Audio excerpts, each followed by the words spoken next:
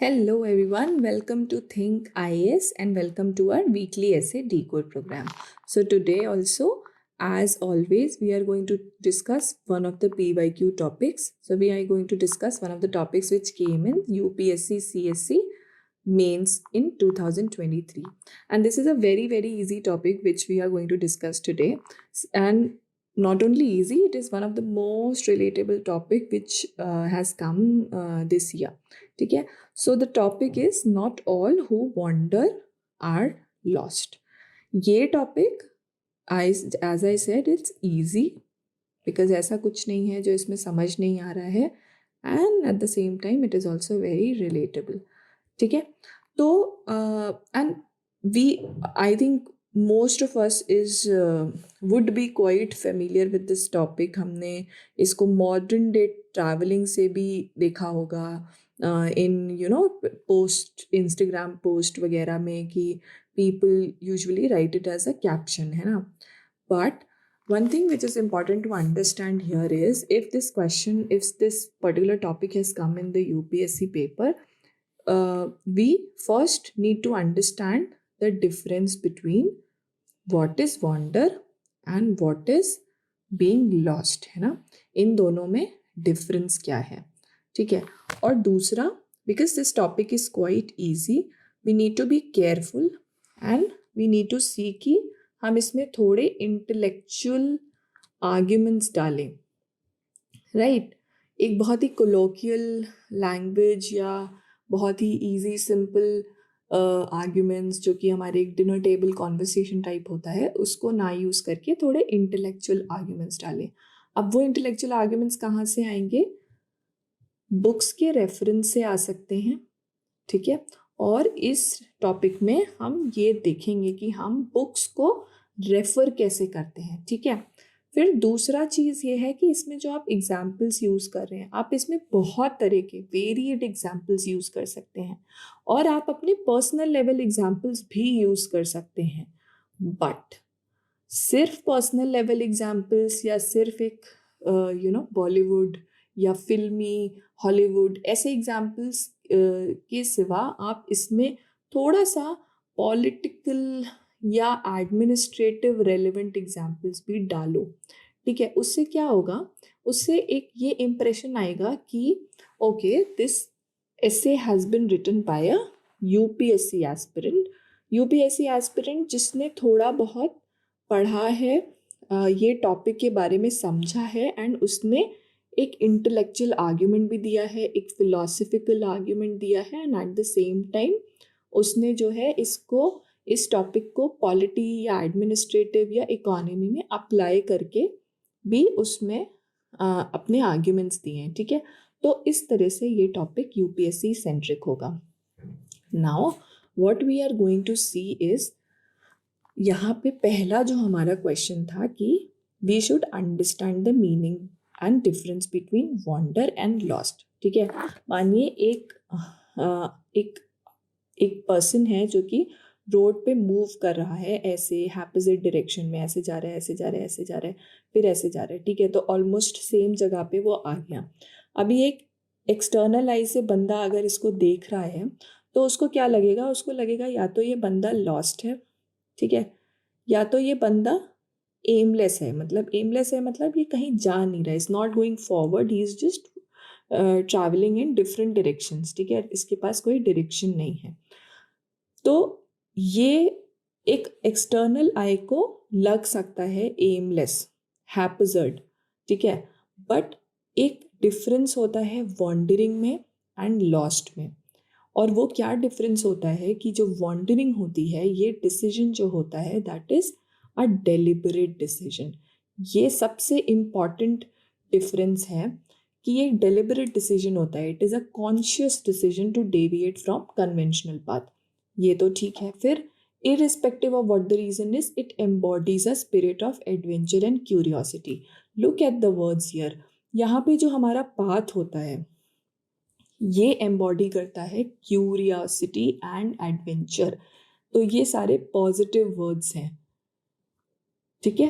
And both for external world as well as self exploration, कि भले ही वो बंदा किसी डायरेक्शन में जा नहीं रहा है, for self exploration, for self reflection, that person is definitely moving forward. और ये जो जर्नी है ये एडवेंचर और क्यूरियोसिटी से भरी हुई है, ये किसी से के थ्रू फोर्स्ड नहीं है, या हताशा की वजह से ये डिसीजन नहीं लिया जा रहा है, ठीक है।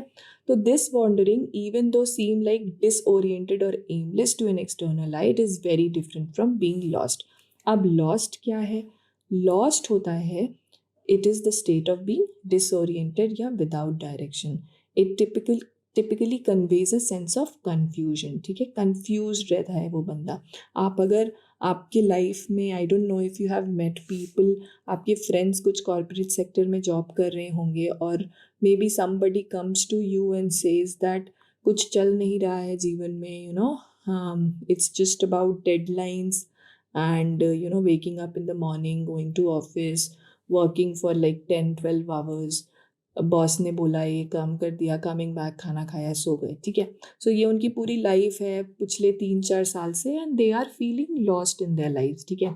तो अब एक एक्सटर्नल आई को वो क्या लगेगा? क्या वो बंदा लॉस्ट दिखेगा? एक person who is working in corporate, working really well and earning also really well, उस बंदे को लगेगा वाह इसकी लाइफ तो बहुत ऑसम चल रही है, ठीक है।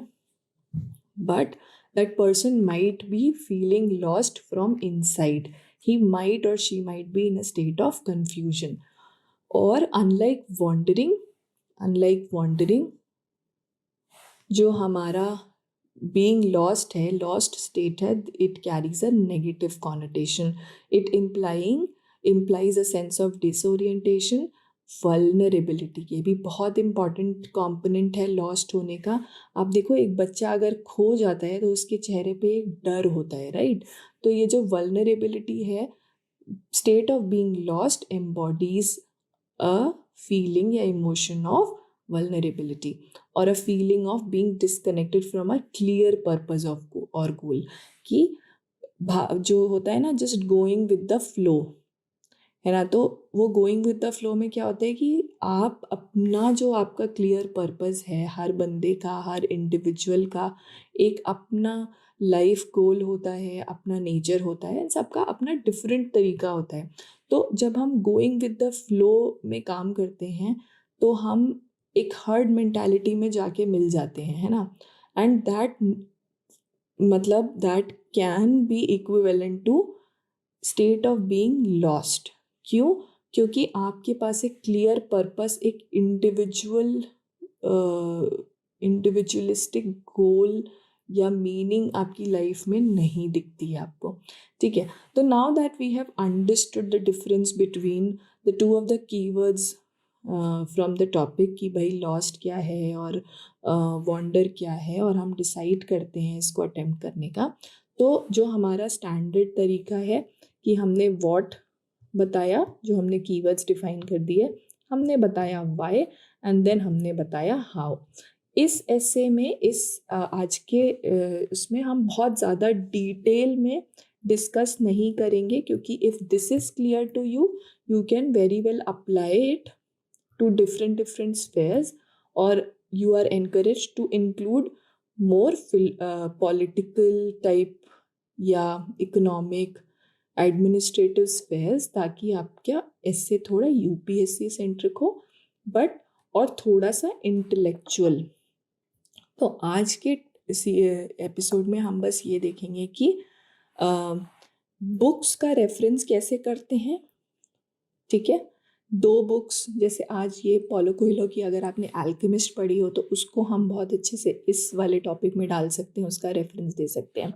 सेकंड चीज़ जो बहुत इम्पॉर्टेंट है, और ये ऐसे टाइप के एसेस के लिए बहुत ज़रूरी है, वो ये है कि एग्जाम्पल्स कैसे हम डिस्कस करें।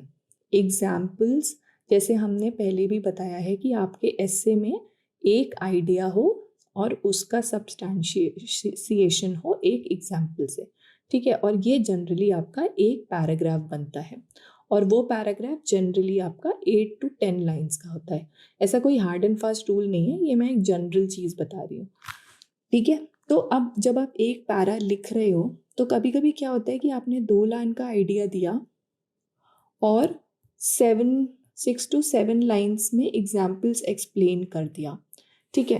तो this is not a wrong way, but अगर वो एग्जाम्पल थोड़ा अनकॉमन है, कहीं से आपने ऐसे रेफरेंस दिया है कि उस example that examples demands explanation, then it is completely fine. But अगर एग्जाम्पल ऐसा है, बहुत जनरल सा है, से आप गांधी जी की लाइफ से या बुद्धा की लाइफ से कोई बहुत कॉमन सा एग्जाम्पल उठा रहे हो, then you don't have to explain it that much, ठीक है। तो उस एग्जाम्पल में आप क्या करते हो, आप इतना सारा एक्सप्लेन नहीं करते, आप उसमें आइडियाज़ ज़्यादा देते हो और एग्जाम्पल्स का बस एक पासिंग रेफरेंस देते हो, राइट, ओनली पासिंग रेफरेंस। तो एक तो हमने देख लिया कि बुक का रेफरेंस कैसे देना है, और एक देख लिया कि एग्जाम्पल का पासिंग रेफरेंस हम कैसे देते हैं। ये दोनों चीज़ सीखेंगे हम आज के इस टॉपिक में, not all who wander are lost. तो ओके, और बिफोर दैट हम देख रहे हैं थीसिस स्टेटमेंट कैसे लिखना है। इससे पहले वाले ऐसे में हमने इसी थीसिस स्टेटमेंट को और डिटेल में देखा था। इनफैक्ट थीसिस स्टेटमेंट के 2 तरीके कॉमन हैं, एक क्वेश्चन फॉर्म में और एक स्टेटमेंट फॉर्म में। हमने एक टॉपर की कॉपी भी देखी थी जिनका 149 ऐसे में स्कोर था, जिन्होंने क्वेश्चन फॉर्म में थीसिस स्टेटमेंट लिखा था। तो वो हमारा चॉइस है। यहाँ पे मैंने थीसिस स्टेटमेंट इंक्लूड किया है कि in this essay will explore the deliberate deviation, जो कि हम वॉन्डरिंग बोल रहे हैं।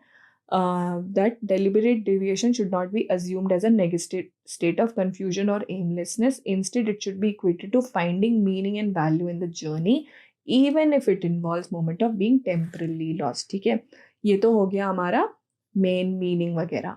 फिर we'll also understand different meanings of wandering and how it has created value to our lives from time immemorial. यहाँ पे आप डालोगे अपने कुछ कुछ examples और different ideas.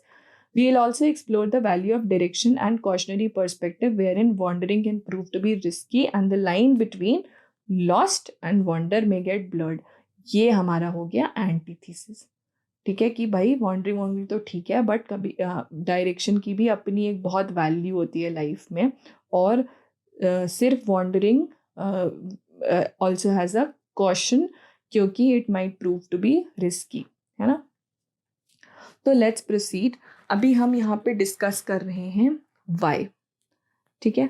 हमने हमेशा देखा है कि हम व्हाट, वाई और हाउ ऐसे हम अपने ऐसे को प्रोसीड करते हैं, तो इसमें हमारा कुछ मिस नहीं होता है। तो वाई में कि क्यों, why wandering should not be seen as being lost and why wandering can be equated to success, ठीक है। तो वो हम देखते हैं।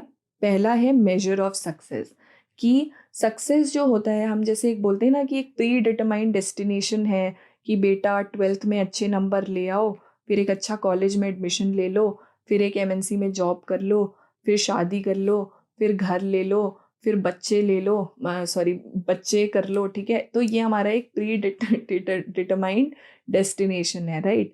तो अब आपके ऊपर है, if you are measuring success in this it's fine, but this is not the only way in which you can measure success. It is also measured by the experiences gained and lesson learned along the way, ठीक है। तो ऐसा भी हो सकता है कि आप IIT चले गए बट आपको बीटेक में मज़ा नहीं आ रहा, तो फिर आपने सोचा कि हम मूवी डायरेक्ट करेंगे, या डायरेक्ट ही क्यों, हम सीधे एक्टिंग करेंगे, या हम डांस में अपना करियर बनाएंगे, या हम फोटोग्राफी में अपना करियर बनाएंगे, राइट। तो कुछ भी व्हाटएवर। तो ये जो जर्नी है, या अगर आप मानिए अपने कॉलेज में किसी सब्जेक्ट में या किसी ईयर में फेल हो गए, तो उससे जो एक्सपीरियंस लर्न हो रहे हैं, या आप डिसाइड नहीं कर पा रहे हो, आपने ड्रॉप आउट ले लिया और फिर आप इधर उधर कुछ कुछ चीज़ें वो कर रहे हो, तो उस केस में वॉन्डरिंग जो होता है, that helps us to learn lessons along the way, है ना। तो ये भी एक तरह का मेजर ऑफ सक्सेस होता है। Next, journey versus destination. अब आपको अगर ट्रैवलिंग का पैशन है, या आप किसी पैशनेट ट्रैवलर से मिलोगे, तो ये एक बहुत ही इंटरेस्टिंग टॉपिक होता है बात करने का, कि भाई जर्नी वर्सेस डेस्टिनेशन क्या ज़्यादा ज़रूरी है। यहाँ पे अगर मैं दिल्ली में बैठी हूँ एंड मैं सोच रही हूँ कि बीच देखने का मन है तो मैं अंडमान निकोबार से चली जाऊँ, या अब बहुत लेट ट्रिप लद्दाख ट्रिप हो गया, मेरे को भी जाना है, ठीक है। तो इन दैट सेंस मैंने डेस्टिनेशन डिसाइड कर रही हूँ, बट द क्वेश्चन इज क्या डेस्टिनेशन इतना इम्पोर्टेंट है या जर्नी ज़्यादा इम्पोर्टेंट है?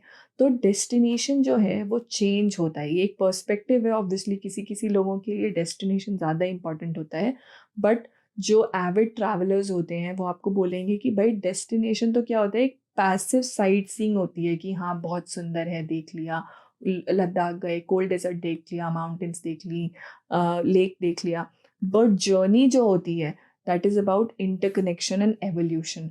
कि लद्दाख गए, एकदम से आप दिल्ली में बैठे हो, आप मुंबई में बैठे हो, आप सीधे वहाँ पे आ गए, आप देखोगे कि वहाँ पे आपको बोला जाता है कि आप वन डे एटलीस्ट रुको ले में टू एक्लिमेटाइज योर सेल्फ, है ना। तो वो जो एकदम से वहाँ के क्लाइमेट से एक्लिमेटाइज होना, वहाँ के कल्चर से, वहाँ पे 10-12 दिन रह के आओ, वहाँ के कल्चर से वो होना, फेमिलियर होना, that is a part of journey, ठीक है। तो वो जो जर्नी होती है वो इंटरकनेक्शन और एवोल्यूशन होता है, वो बहुत एक्टिव होती है rather than passive sightseeing. तो this is why wandering holds immense importance, ठीक है। तीसरा होता है कि गोइंग फॉरवर्ड। अब मतलब कि एक अगला बंदा है, एक अगला बंदा है, वो आपको वॉच कर रहा है, जैसे हमने बताया कि आप एक हैपोजिट डायरेक्शन में मूव कर रहे हो। आपने एक स्टार्टअप किया ग्रोसरी का, वो नहीं चला, फिर आपने सोचा फास्ट फैशन में घुस जाएं, फिर आपने सोचा एडटेक में घुस जाएं, एक्सेट्रा एक्सेट्रा, ठीक है। फिर आपने सोचा कि अरे स्टार्टअप वार्टअप छोड़ो, एक एनजीओ चलाते हैं। तो मतलब अगला बंदा बोलेगा अरे ये तो एमलेस है, ये तो कहीं जा ही नहीं रहा है ना। But it might be perceived as moving in an opposite direction, but individual is always moving forward in the path of self learning and self discovery. मतलब external exploration में वो भले ही forward move ना कर रहा हो, but that person is definitely moving forward in self discovery.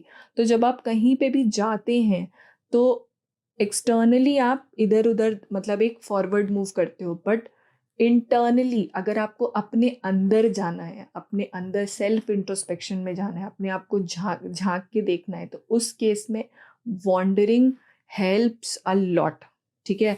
Taking long walks, कभी कभी ऐसा होता है ना, मूड सही नहीं है, कुछ नहीं करना है, सीधे निकलना है और चलते जाना है, चलते जाना है, चलते जाना है, एकदम से आपका मूड सही हो जाएगा, ठीक है।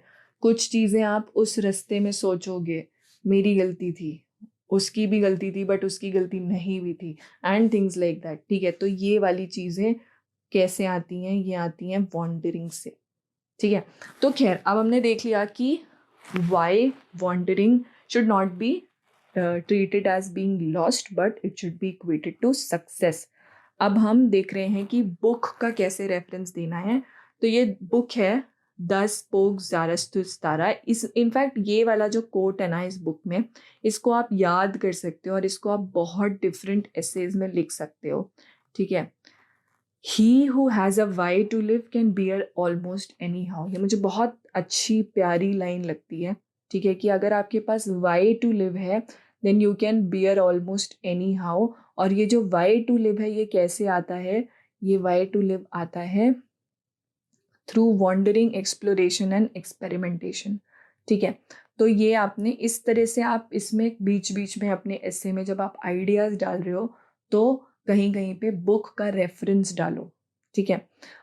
फिर उसके बाद पासिंग रेफरेंस ऑफ एग्जाम्पल कैसे देते हैं आप, जैसे बुक बता दिया, फिर आपने बोला कि this wandering can be a source of spiritual growth and is deeply embodied in Indian culture.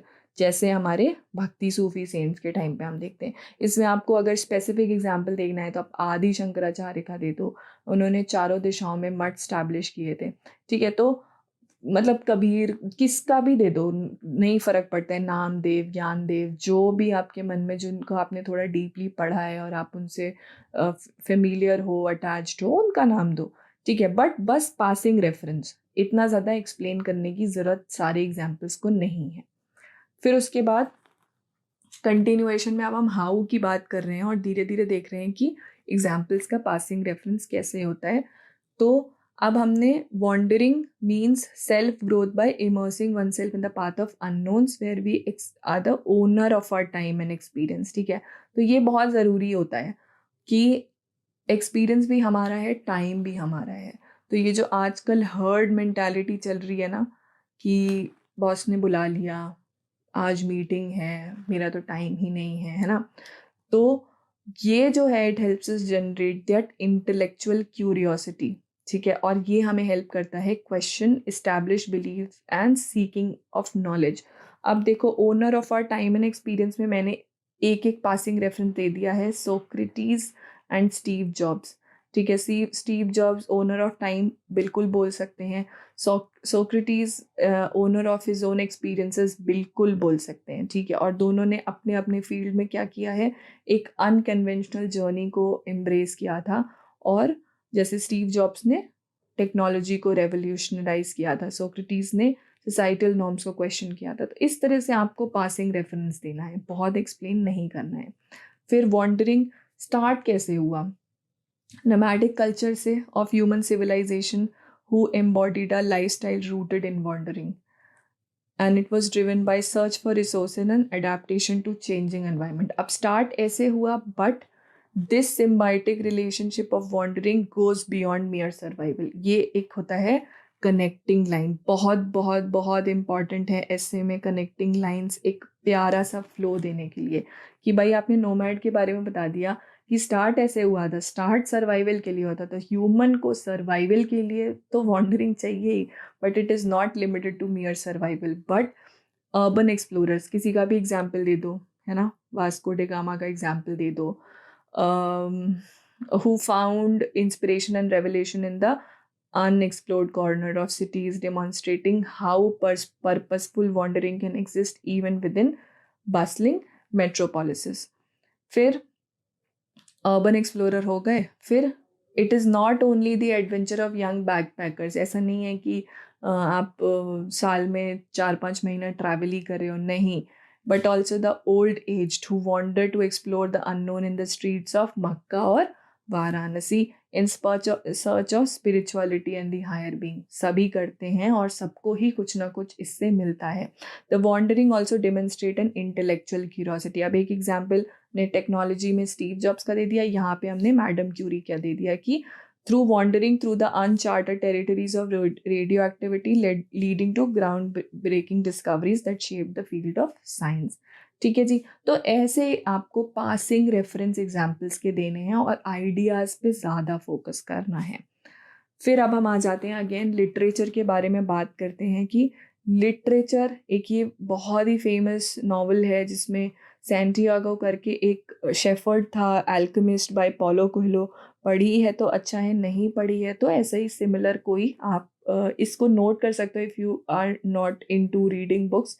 कि मतलब this person he embarks on a quest across deserts and oasis in pursuit of his personal legend, ठीक है।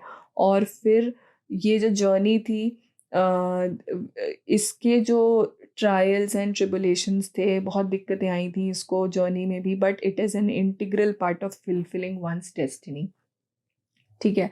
तो फिर passing reference ये आपने book का दे दिया, और फिर एग्जाम्पल का, whether it is Gandhi's wandering across India after coming to India in 1917 or Buddha's wandering as a Parivrajaka, it reflects a deep exploration spiritually, culturally and religiously. बहुत सारे examples आ सकते हैं और इसको आप इसमें ऐसे धीरे धीरे डालते रहो, ठीक है। फिर इसमें मतलब आप India as a nation, political, social, ऐसे करके एग्जाम्पल्स डाल दो। And then finally we have come to antithesis की भाई अब ये हो गया लास्ट कंक्लूडिंग पैराग्राफ से पहले आपको एंटीथीसिस दे देनी है कि ये जो मंत्रा है हमारा, ये जो है पर्पसफुल एक्सप्लोरेशन के बारे में बताते हैं, but it is essential to acknowledge the darker side of wandering भी होती है। जैसे हम लोग रात में 12 बज गए, 1 बज गए, 2 बज गए, पता ही नहीं चल रहा, यूट्यूब शॉर्ट्स और इंस्टा रील्स में ही निकल जा रहा है, राइट। तो ये होती है माइंडलेस डिजिटल स्क्रोलिंग, और इसके अपने डार्क साइड होते हैं। तो डिजिटल वॉन्डरिंग की बात कर रहे हैं हम। डिजिटल वॉन्डरिंग हमेशा ख़राब नहीं होती, but when it is mindless it is bad. फिर रिस्क एंड कॉन्सिक्वेंसेस भी होते हैं when we are drifting through life without a clear purpose और इंटेंशन, जैसे फ्रीक्वेंट जॉब हॉपिंग। फिर उसके बाद it might also be perceived as disconnected from reality and social responsibility, जैसे escapism वाला जो attitude होता है, जैसे commitment phobia, या superficial, जैसे मतलब short term relationships, है ना, या superficial engagement with people। तो इसके अपने भी एक डार्क साइड होते हैं।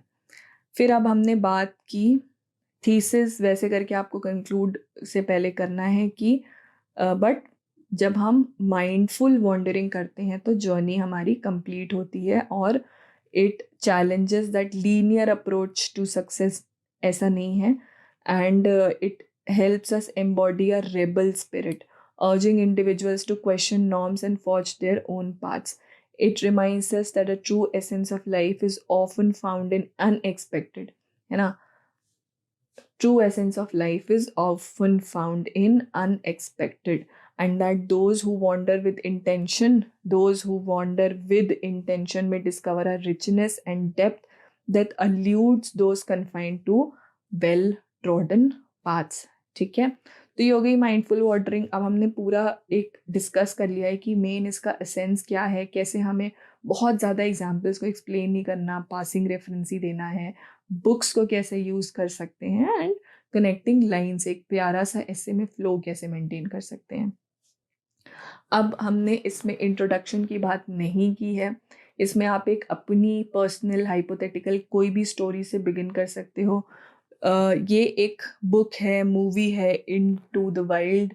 आई एम श्योर आप में से बहुत सारे लोगों ने ये मूवी देखी भी होगी, अप्रिशिएट भी की होगी, तो ये बहुत अच्छा इसमें आप यूज़ कर सकते हो as an introduction. Similarly Forrest Gump भी आप इसमें, अगर आप if you are familiar with the movie, you can include that, जो हमारा रन, फॉरेस्ट रन, ठीक है, तो वो वाली चीज़, वॉन्डर तो नहीं, but yes that person was running without any proper destination in mind, और उसके जर्नी में बहुत ही कुछ ब्यूटीफुल एक्सपीरियंसेस हुए थे। अगेन इस मूवी का एक बहुत ही फेमस डायलॉग है, life is like a box of chocolates, you never know what you are going to get. ठीक है, तो it becomes a guiding philosophy that mirrors the unpredictability of our own journeys. हम कितना कुछ सोचते हैं कि ये कर लो, ये कर लो, फिर ये कर लो, फिर ये कर लो, क्या ऐसा होता है? नॉट नेसेसरीली, है ना। तो हमारी खुद की जर्नी ही इतनी अनप्रिडिक्टेबल होती है, then why not we wander and actually find out कुछ ऐसे हिडन इमोशंस या something which we don't know about our selves, जो हमने खुद से ज़्यादा अच्छे से बैठ के सेल्फ रिफ्लेक्ट नहीं किया है।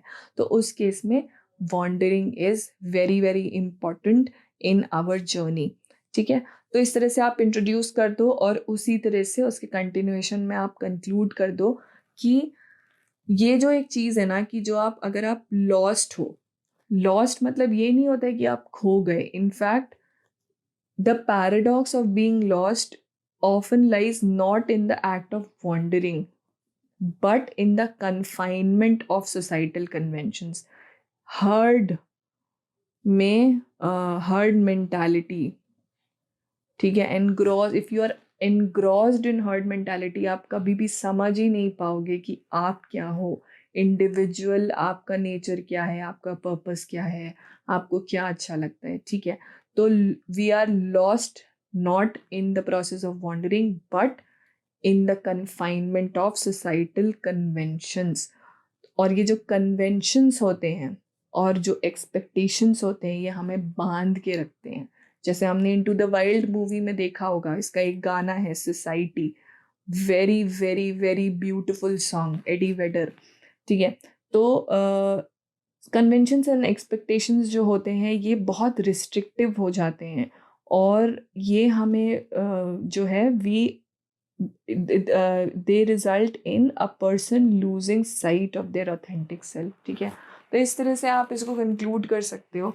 और अगर आप किसी मूवी वगैरह से या किसी पर्सनालिटी से इसको बिगिन कर रहे हो, then you can simply write that tales of these wanderers serve as beacons, reminders us to embrace the unknown, seek authenticity in our journeys, and above all, discover the profound beauty that lies in the deliberate act of wandering. और ये आपका एक again बहुत ही प्यारा quotation है, the world is a book and those who do not travel read only one page. कितना ज़्यादा वो है, I mean it's really good, it's beautiful. But UPSC की प्रिपरेशन में कभी कभी ऐसा होता है कि आपको अभी वॉन्डर मत करिए, अभी आपकी ज़रूरत है एक फोकस्ड प्रिपरेशन करने की, है ना। बट अगर कभी भी आपको ऐसा लग रहा है in your preparation that you are stuck, you are not going forward, then you should take a pause जब टाइम है। ये नहीं कि नेक्स्ट मंथ एग्जाम है and you are thinking to take a pause, आप उस टाइम पे भी ले सकते हो, बट छोटा पॉज, लाइक 1 डे का pause.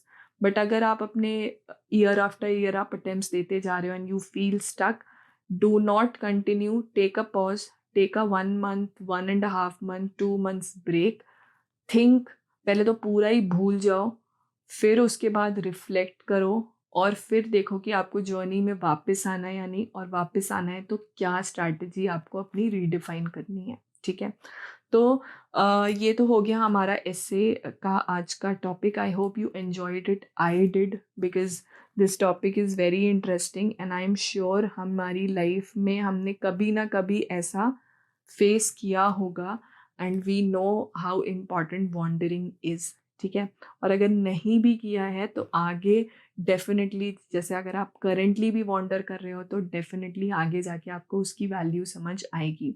So subscribe to Think IAS Telegram channel. ठीक है, यहाँ पे आप हमारा answer writing program and mentorship के बारे में देख सकते हैं, and you get a lot of information, notes वगैरह भी आपको इस पे मिलेगा। तो you can subscribe to this channel, and if you have any doubt you can go through the contact section.